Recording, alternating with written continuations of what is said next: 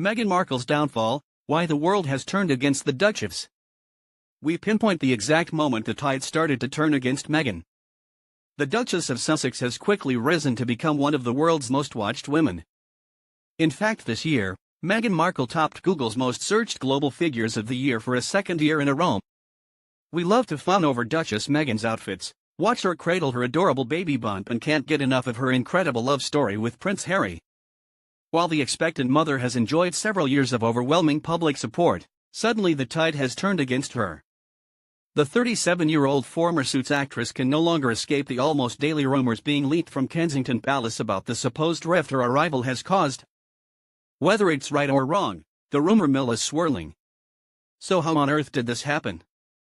How did the most adored woman in the world become the subject of such vicious tabloid chatter? Here's a timeline explaining exactly how it happened. Just 18 months after they were first introduced by friends in London, Harry and Meghan announced their engagement to the world. Arriving to their photo call with the world's press hand in hand, the new couple couldn't take their eyes off each other. But this happy news didn't come out of the blue. The announcement came just months after Kensington Palace released an extraordinary statement begging the media to give Meghan some privacy. This was a clear indication that Harry was serious about this relationship and didn't want to scare Meghan off. News coverage at the time was overwhelmingly positive. Finally, the heartbroken little boy that walked behind his mother's coffin in 1997 had found his happily ever after. Everything about this wedding was straight out of a fairy tale: the nervous prince, the beautiful bride in her custom Givenchy gown and that stunning veil embroidered with all the flowers of the Commonwealth countries. As Harry and Meghan shared their first kiss in front of the world, we collectively swooned. Once again, Harry and Meghan mania dominated the headlines, and unsurprisingly, the number one news event of 2018 was the Duke and Duchess of Sussex's royal wedding. An estimated 1.9 billion tuned in around the world to watch the couple exchange vows at St. George's Chapel, Windsor in May, with their wedding injecting an estimated $3.5 billion into the British economy. Whether it was fans stocking up on their Meghan and Harry memorabilia or tourists jetting into Windsor from around the world, the pin-up royal couple were literally worth their weight in gold. Okay, so we know Harry's obsessed with Meghan, but what about the Queen? Back in June, the newlywed and Queen Elizabeth had their first official royal outing together, and it could not have been more of a success, with the pair looking close and spending the whole day giggling together. At one point during the day, the Queen stepped in to lend a helping hand to the nervous Duchess. In a moment of confusion when entering a car, Meghan was unsure if she or the monarch should get in first. A flustered Meghan stepped back to let the Queen enter the car first. "What is your preference?" Meghan politely asked the Queen, to which she replied, "You go first." "Oh, okay," Meghan responded, before quickly getting into the vehicle. Soon after this cute day out, it emerged that Meghan has her own nickname for the Queen. According to the editor of Majesty magazine, Meghan refers to the Queen as Mama, rather than the traditional ma'am. In their official engagement video released by the BBC, Prince Harry even jokes that the Queen's dogs took an instant liking to Meghan. "I've spent the last 33 years being barked at. This one walks in, absolutely nothing," Harry said of Meghan's first encounter with the royal pups. "Just wagging tails, and I was like, arg. Hilarious.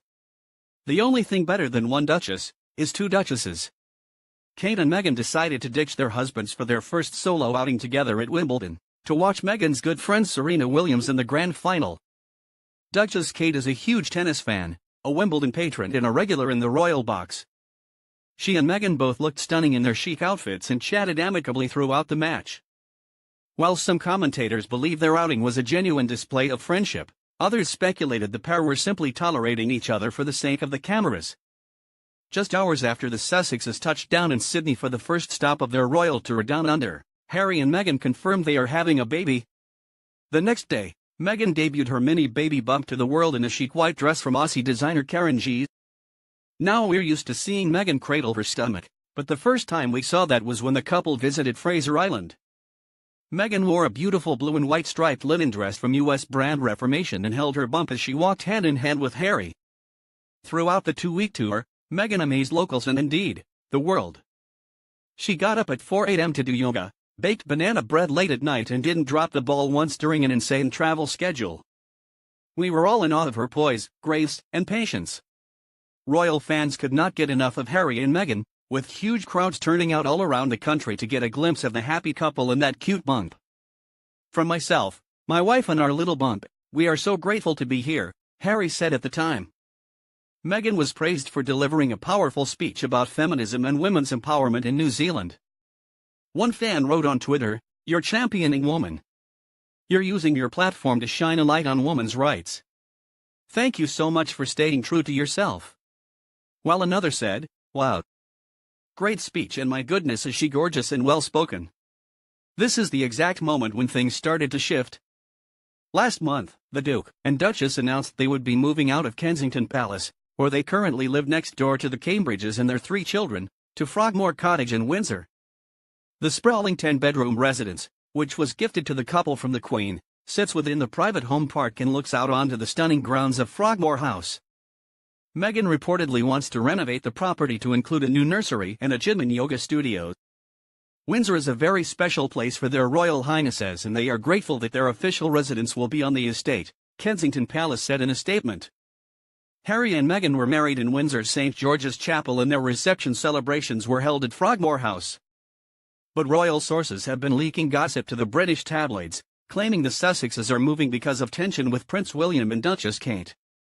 The initial plan was for Harry and Meghan to move out of their cottage in the grounds of Kensington Palace and into one of the main apartments. But there has been a bit of tension between the brothers, a source told The Sun. Meanwhile, a new bombshell news report from The Sun has also shed light on Meghan and Harry's supposed tempers before their wedding.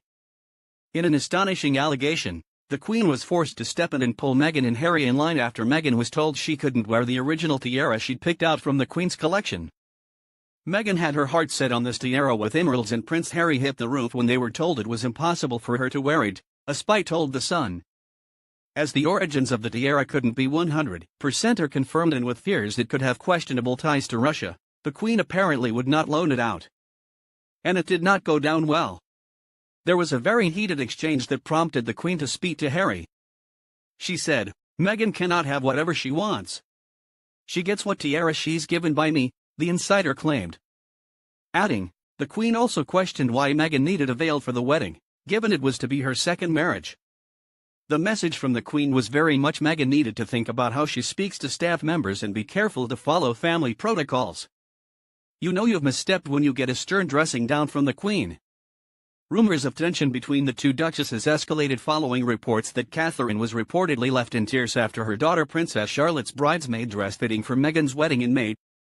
It's unclear exactly what caused the Duchess to burst into tears, but the Daily Beast claims Kate and Meghan had an argument over Charlotte's dress.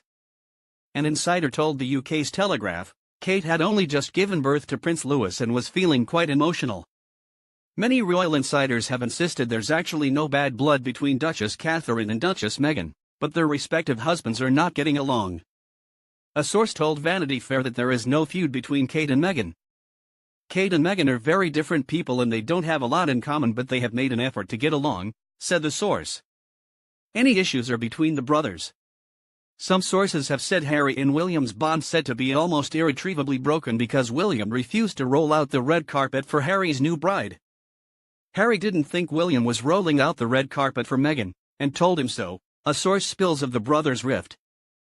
They had a bit of a fallout, which was only resolved when Prince Charles stepped in and asked William to make an effort. 3 royal aides have resigned since Meghan and Harry got married in May. This week, it was announced that Samantha Cohen, private secretary to Harry and Meghan, will leave their service in British spring 2019, after the birth of the new royal baby. She's worked with the royal family for 17 years.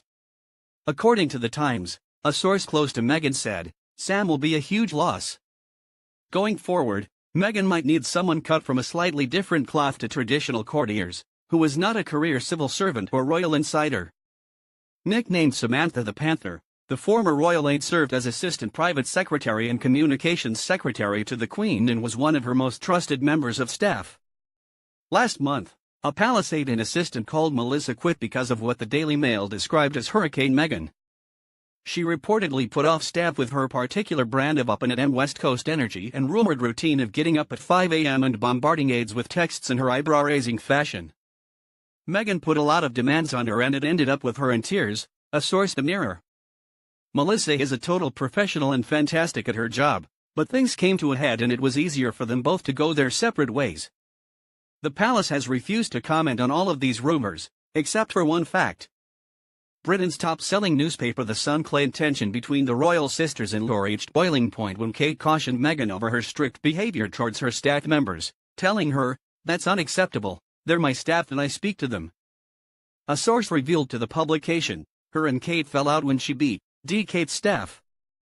The palace was quick to shut down the report, releasing a rare statement saying, "This never happened." Last week, a royal insider told US Weekly that Meghan is fed up with the rumors and her inability to stand up for herself on social media. Meghan reportedly feels like she has no voice and is frustrated that she is unable to defend herself. "It's just been frustrating and stressful to have no voice," a royal source told the magazine. "She's always relied on her own voice to stand up for others, and for herself. So not being able to say anything is a debilitating feeling. She's always been so independent, her entire life, and that's all been taken away from her. She's always been able to clap back on social media and now she can't. When all else fails, you go to the Queen to sort the drama out." That's exactly what Duchess Catherine did on Thursday, driving herself to Buckingham Palace in a Range Rover to have a secret meeting with the Queen. Was she there to discuss these ongoing feud rumors? We'll have to wait to find out. Around this time of year, the royals release their new Christmas card photos. They're always super cute and candid, and this year was no exception.